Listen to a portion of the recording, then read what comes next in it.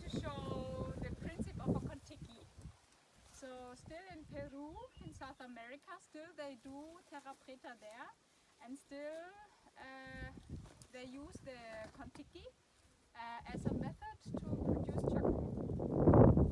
The interesting thing is with this earth Kontiki that you need a shovel, a kuataka or something to dig, and you need some branches like this, and it's not needed to really burn wood like this.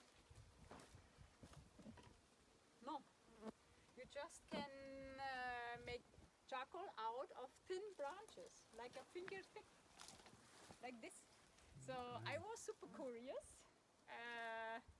to experience that, because I could not think, how is this possible that this will not burn to ash? And you do like this. You actually can do also little smaller, you can do also little bigger. The whole. The whole. The shape is good if it's a little bit like this. Yeah. So I did in Switzerland like this with a young Swiss guy. He said, hey, I'm so curious about Kontiki. I said, yes, me too. So yeah, let's do. So we just really tried it. And so we did a hole like this. And so maybe just to see.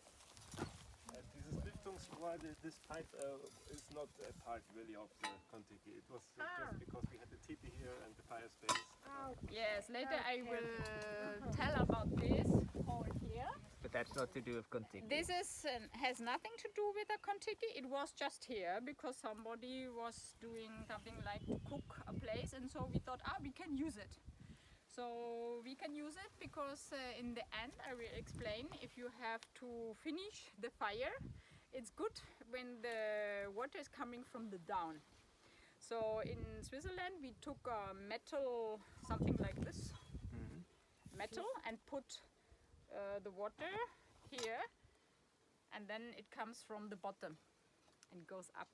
If the earth is like this, because if it's very durchlässige Erde, Yeah. But the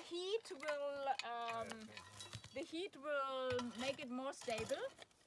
So you dig like this. because in my garden there is like